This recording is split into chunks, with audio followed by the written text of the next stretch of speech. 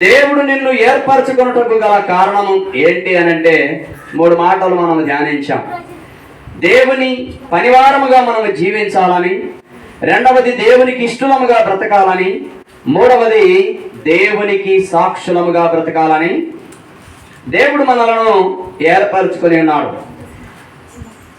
మన జీవితాలలో అనుకోని విధంగానో అకస్మాత్తుగానో ఈ లోకంలోనికి మనం రాలేదు.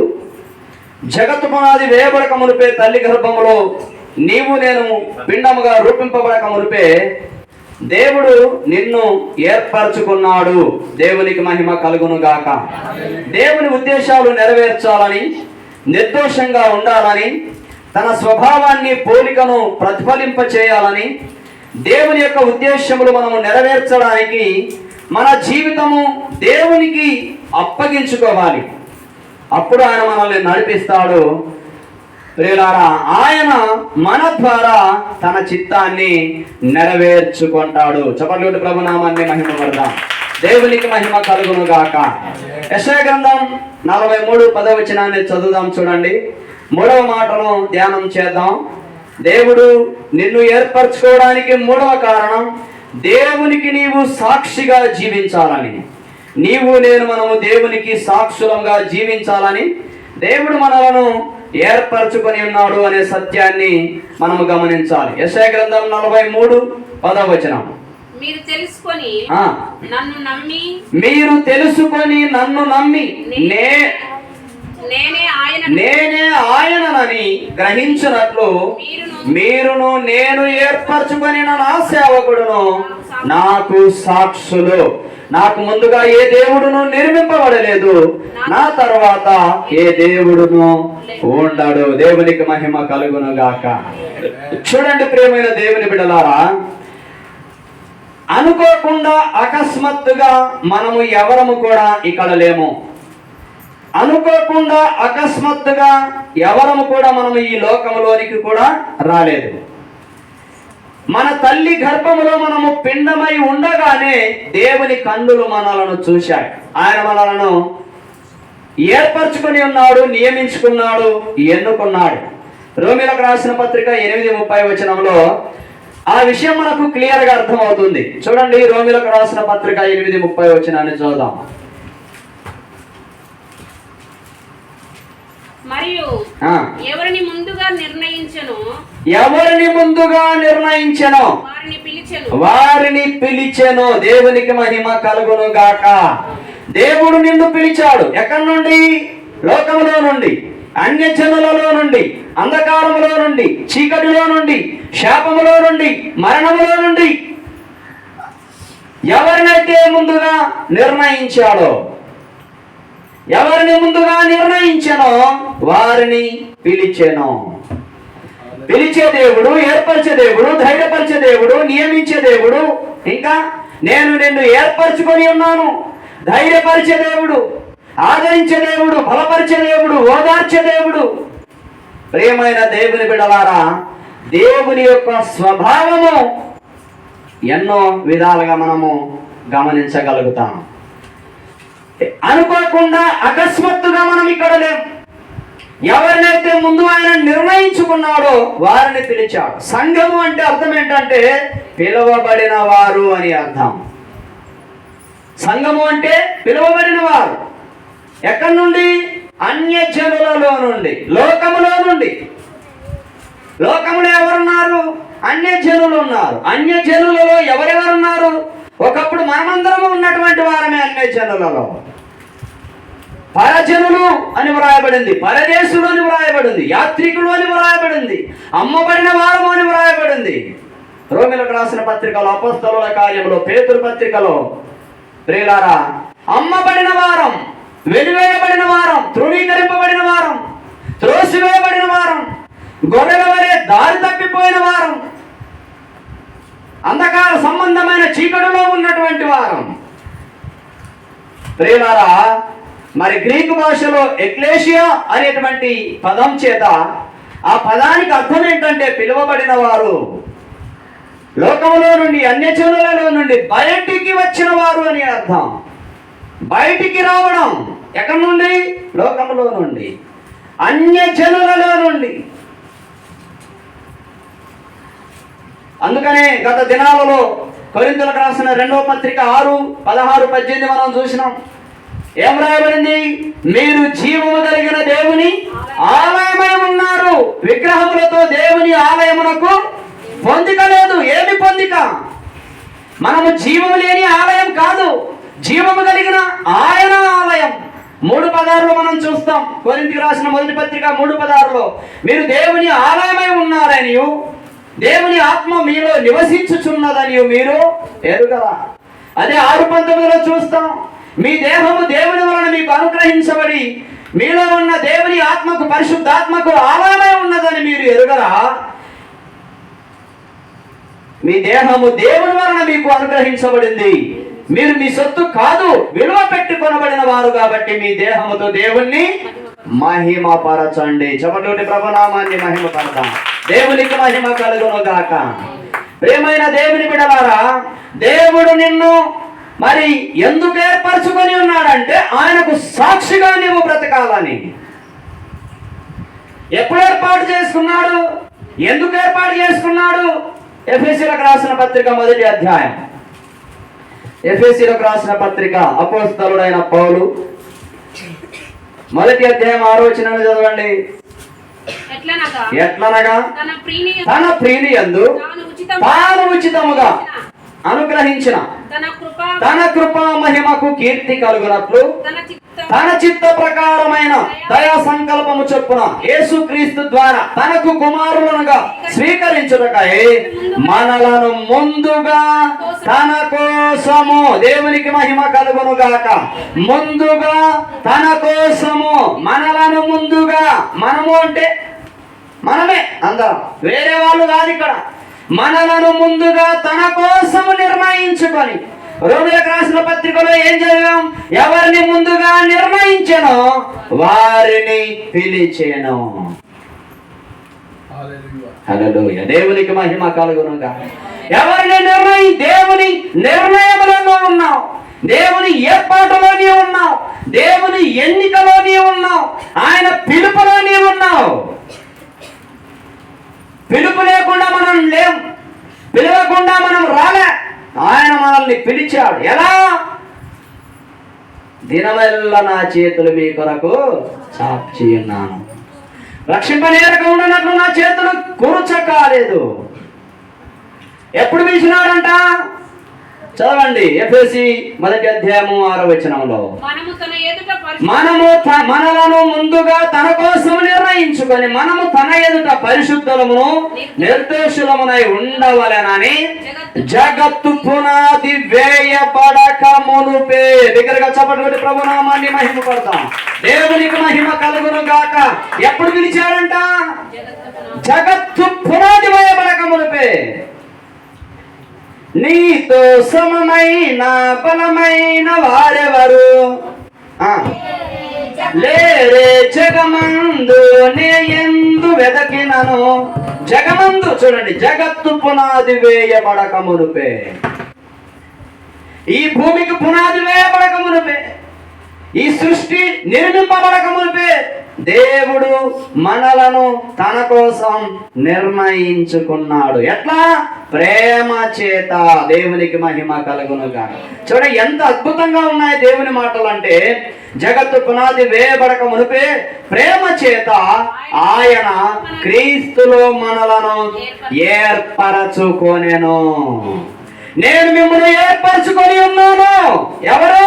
దేవుడు. ప్రియులారా, నేను నిన్ను ఏర్పరచుకొని ఉన్నాను. ఎందుకోసం? ఆయన కోసం. ఎప్పుడు? ముందుగానే. ఎంత ముందు అనంటే జగత్తు పునాది వేయబడక మునిపే ప్రేమ చేత తన చిత్త ప్రకారముగా ఆయన దయా సంకల్పము చొప్పున ఆయన కృపకు మహిమకు కీర్తి కలగడానికి. ప్రియమైన దేవుని బిడ్డలారా, అసలు నిన్ను ఎందుకు పుట్టించాడంటే తన మహిమ కోసం పుట్టించాడు. ఆయన కృపకు ఆయన మహిమకి కీర్తి కలగడానికి నిన్ను సృష్టించాడు. ఎవరిని ముందుగా నిర్ణయించాడో వారిని పిలిచాడు. రోమా 8:30. ఎవరిని పిలిచాడో వారిని నీతిమంతులుగా తీర్చెను. బిగ్గరగా చెప్పలు కూడా ప్రియులారా, నీతిమంతునిగా నన్ను తీర్చి నీదు ఆత్మతో నన్ను నింపినందున జీవాధిపతి నిన్ను మరువలేను. నీతిమంతులు ఎవరినైతే నిర్ణయించాడో వారిని పిలిచాడు, ఎవరిని పిలిచాడో వారిని నీతిమంతులనుగా తీర్చాడు. ఇప్పుడు మీరందరూ ఎవరు? ఎవరు మీరు? నేను పాపిని ప్రభువా, నేను దుమ్మిని ప్రభువా, నేను ధూళిని ప్రభువా అని ఇంకా మనం చెప్పే అవసరం. ఎవరిని నిర్ణయించాడో వారిని పిలిచాడు, ఎవరిని పిలిచాడో వారిని నీతిమంతులనుగా తీర్చాడు. నేను ఆయన రక్తము చేత కడగబడి ఉన్నాను, నేను నీతిమంతుణ్ణి, ఆయన నన్ను నీతిమంతునిగా తీర్చాడు. నా పాపములన్నిటినీ కడిగాడు, నా పాపం అంతటిని పరిహరించాడు, తన రక్తం చేత నన్ను కడిగాడు అనేటువంటి నిశ్చేతలోనికి రావాలి. హెబ్రీయులకు రాసిన పత్రికలో ఏం రాయబడిందంటే, ఇక ఎన్నడూ నీ పాపములు జ్ఞాపకము చేసుకొనను. యెషయా గ్రంథంలో ఏం రాయబడిందంటే, ఇదిగో నేను నా చిత్తానుసారంగా నీ అతిక్రమములను తుడిచివేసి ఉన్నాను అని వ్రాయబడింది. ఆయన తన చిత్తానుసారంగా మన అతిక్రమములను తుడిచివేసిన తర్వాత మరలా నేను పాపిని అని మనం ప్రార్థించవలసిన అవసరం లేదు. గాని ప్రభువా, పాపమనే ఈ లోకంలో పరిశుద్ధంగా నేను బ్రతకడానికి నీ పరిశుద్ధాత్మ సహాయం నాకు దయచేయని ప్రతిరోజు పరిశుద్ధాత్మ సహాయాన్ని కోరుకుంటూ మనం ప్రార్థన చేయాలి. పేతురు భక్తుడు అదే రాస్తాడు. కాబట్టి ప్రియమైన దేవుని బిడ్డలారా, ఎవరినైతే నిర్ణయించాడో వారిని పిలిచాడు, ఎవరిని పిలిచాడో వారిని నీతిమంతులనుగా తీర్చాడు. తర్వాత ఎవరిని నీతిమంతులనుగా తీర్చానో వారిని మహిమ పరచెను. దేవునికి మహిమ కలుగును గాక. దేవుడు తన మహిమ కోసం నిన్ను పిలిచాడు.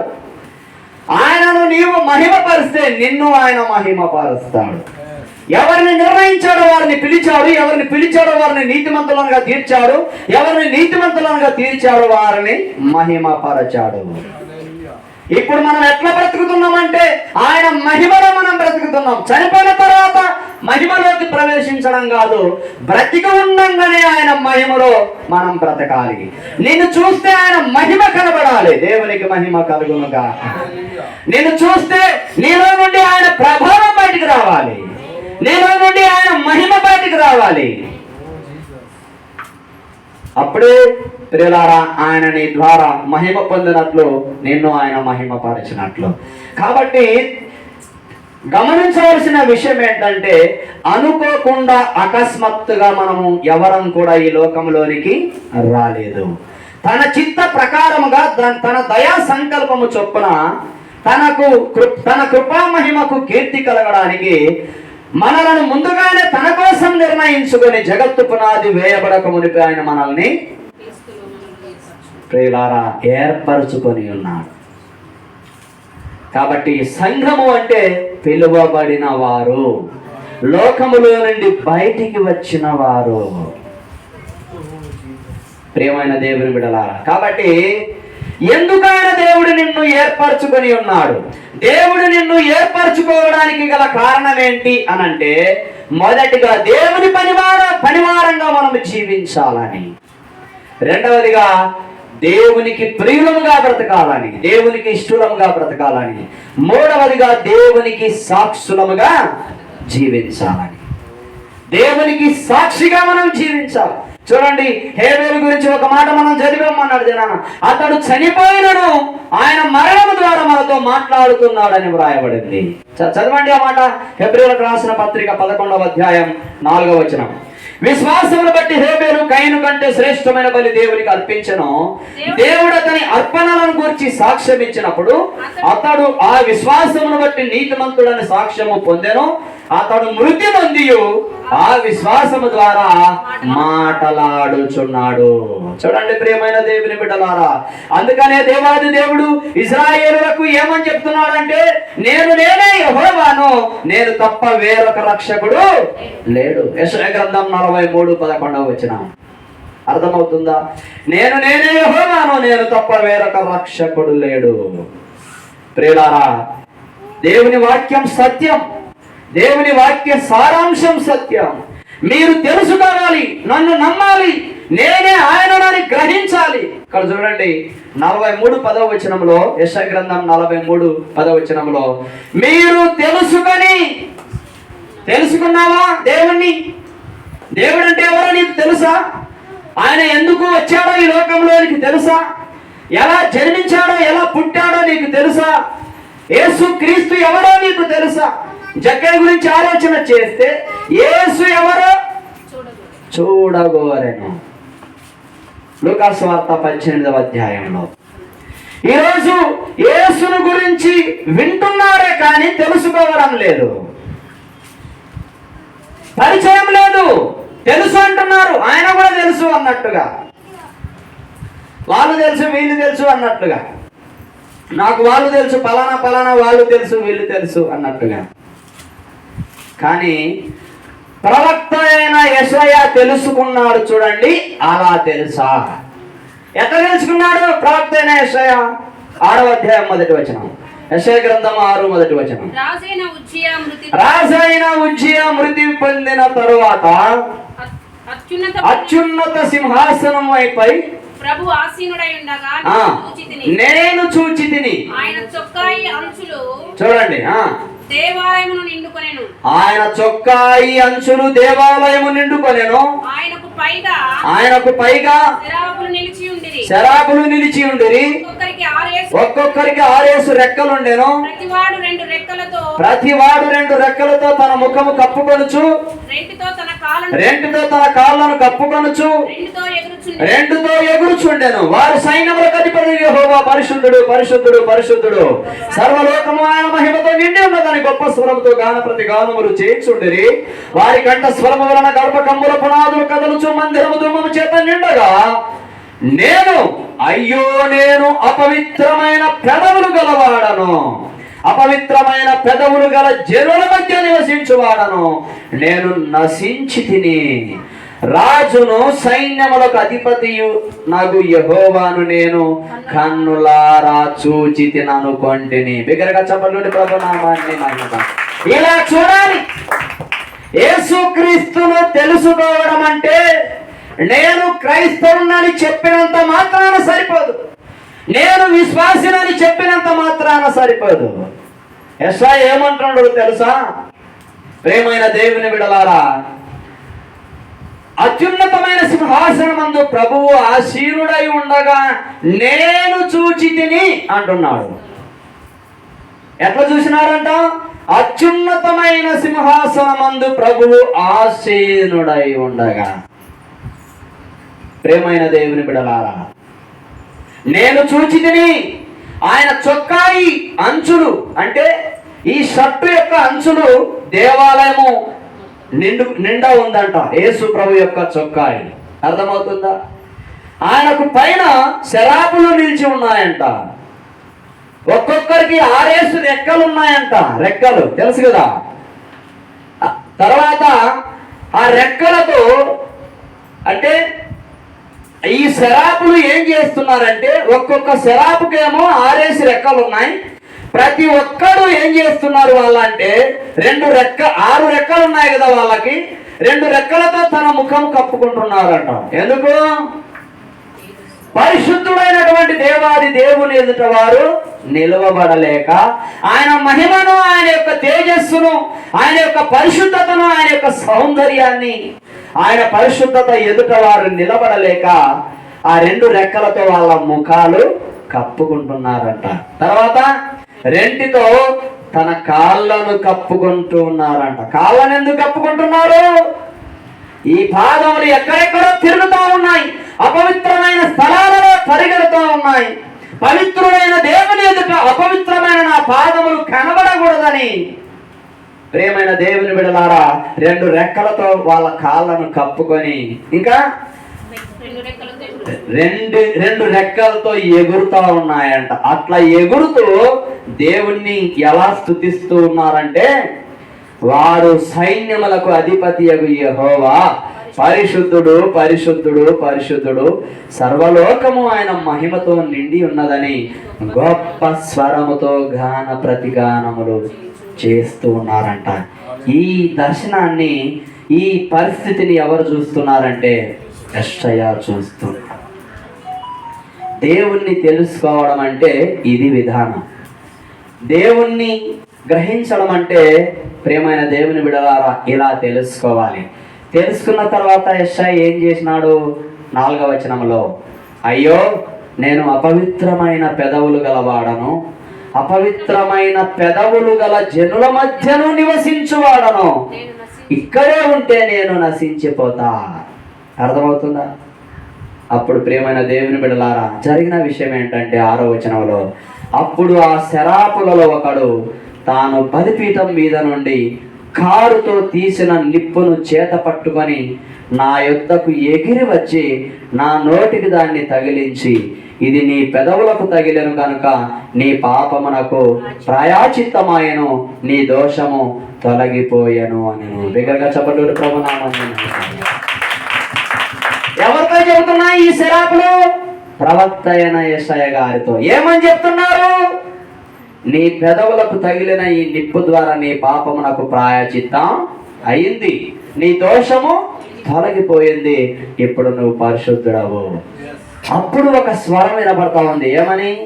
నా పరిచర్య కొరకు ఎవరిని పంపెదను అని 8వ వచనంలో వ్రాయబడింటే, మా నిమిత్తం ఎవరు పోవునని ప్రభు సెలవీయగా వింటుని అంతట నేను చిత్తగించుము, నేనున్నాను, నన్ను పంపుమనగా ఆయన నీవు పోయి జనులతో ఇట్లను, మీరు నిత్యము వినుచుందురు గాని గ్రహింపకుందురు, నిత్యము చూచుతుందురు గాని తెలుసుకొనకుందురు. వారు కన్నులతో చూచి చెవులతో విని హృదయంతో గ్రహించి మనస్సు మార్చుకొని స్వస్థత పొందకపోనట్లు ఈ జనుల హృదయము క్రొవ్వ చేసి వారి చెవులు మందపరిచి వారు కన్నులు మోయించుమని చెప్పాను. ప్రభువా ఎన్నాళ్ళ వరకని నేను అడుగగా ఆయన, నివాసులు లేక పట్టణములను మనుషులను ఇళ్లను పాడగు వరకు దేశము బొత్తిగా వీడగు వరకును. ప్రియమైన దేవుని బిడ్డలారా ఇదంతా కూడా ప్రవక్త అయినటువంటి యెషయాకు దేవునికి జరిగినటువంటి సంభాషణ. కాబట్టి ఇక్కడ మరి యెషయా గ్రంథం 43:10వ వచనంలో ఏం చదువుకున్నాం మనం అని అంటే 43:10, మీరు తెలుసుకొని, వేరేవారు కాదు. ఇప్పుడు ఇక్కడ మనము ఒక 6-7 గుడారాలు ఉన్నాయి. ఎవరు తెలుసుకోవాలా? ఇప్పుడు మనం తెలుసుకోవాలా. మొదట మనకేమైనా అర్థమైతే మొదట మనం తెలుసుకుంటే వేరే వేరే వేరే వారికి చెప్పడానికి వీలవుతుంది. మనమే తెలుసుకోకపోతే ఇతరులకు ఏం చెప్పగలుగుతాం? ప్రియులారా మీరు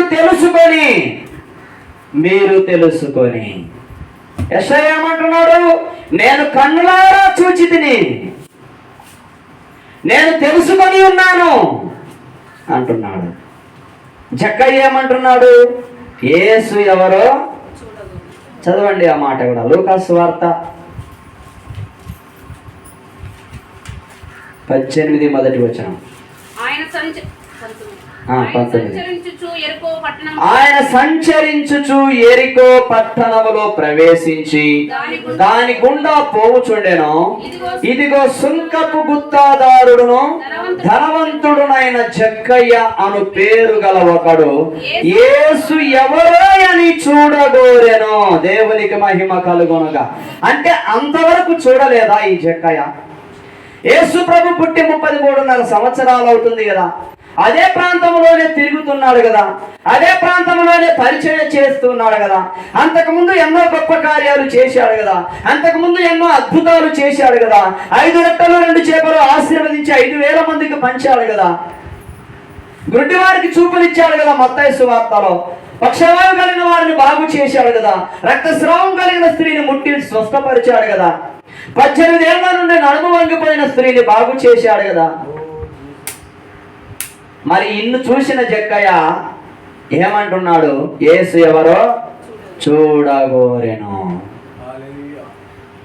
ప్రియమైన దేవుని బిడ్డలారా, ఈరోజు నేటి సమాజంలో క్రైస్తవ్యం కూడా ఎట్లుందంటే 40 సంవత్సరాలైనా 30 సంవత్సరాలైనా 70 సంవత్సరాలైనా సేవకులు తిరుగుతున్నా, సువార్త ప్రకటింపబడతా ఉన్నాం, మందిరానికి వెళ్తున్నా మందిరానికి వెళ్ళే క్రైస్తవుడుగా ఉంటున్నాడే గాని ప్రియమైన దేవుని బిడ్డలారా, క్రీస్తును పోలి క్రీస్తును చూచిన క్రీస్తును తెలుసుకున్న క్రైస్తవునిగా మాత్రం బ్రతకడం లేదు.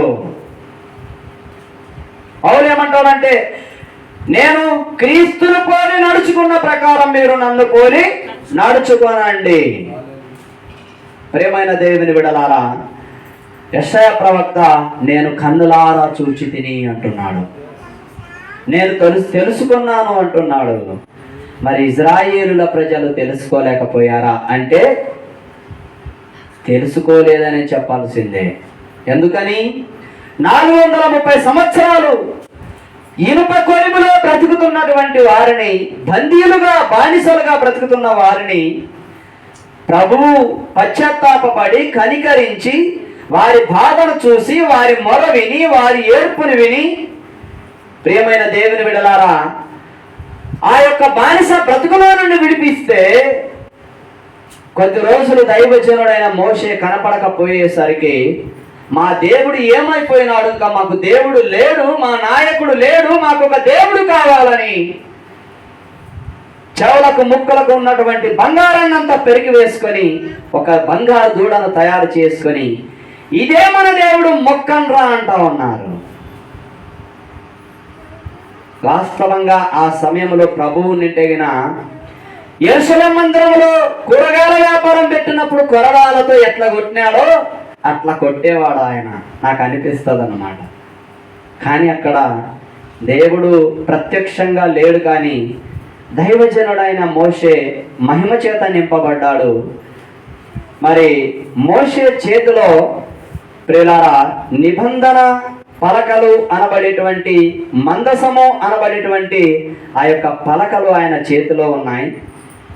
క్రిందనేమో ఇశ్రాయేలు ప్రజలు బంగారు పోతతో చేయబడిన దూడకు అపవిత్రమైనటువంటి కలుషితమైనటువంటి ఆరాధన చేస్తా ఉన్నారు. ఈ ఆరాధన, ఆ యొక్క కేకలు, ఆ యొక్క అరుపులు మోషేకు వినబడి వారి దగ్గరకు కూడా వెళ్ళడానికి ఇష్టం లేక ప్రియులారా ఆవేశంతో తన చేతిలో ఉన్న పలకలను ఆ ప్రజల మీదకి పాడేస్తే అది మండింది. అక్కడ ఉన్న ప్రజలంతా కూడా కాలిపోయారు. దేవుని కోపం రగులుకునుంది. కారణం ఏంటంటే వారు దేవుణ్ణి ఇంకా తెలుసుకోలేదనే చెప్పాలి. కోతిరలలో ఒక కుటుంబం ఉంది. ఇప్పుడు ఒక సంవత్సరం పైన అవుతుందేమో ఆ ఇంటికి నేను వెళ్ళడం లేదు. 6 మందికి ఒకే ఇంట్లో బాప్తీసం ఇచ్చిన. ఏం చేస్తారంటే కసాపురానికి ఒకసారి వెళ్తారు, రంగాపురానికి ఒకసారి వెళ్తారు, మళ్ళా గుండ్లోసారి కొట్టించుకుంటారు. అర్థమవుతుందా? సజీవుడైన దేవుణ్ణి తెలుసుకొని, నిజమైన దేవుణ్ణి తెలుసుకొని మరలా నిజమునకు దేవుళ్ళు కాని వాటికి ఆరాధన చేస్తే దేవుని సేవకులమైన మాకు వెళ్ళడానికి ఎట్లా మనసు మాకు వస్తుంది? పోనీ సేవకుడు అక్కడ ఉండకూడదని అనుకుంటే ఎంతవరకు మాకు ఓపిక ఉంటుంది? ఎంతవరకు వెళ్ళగలం?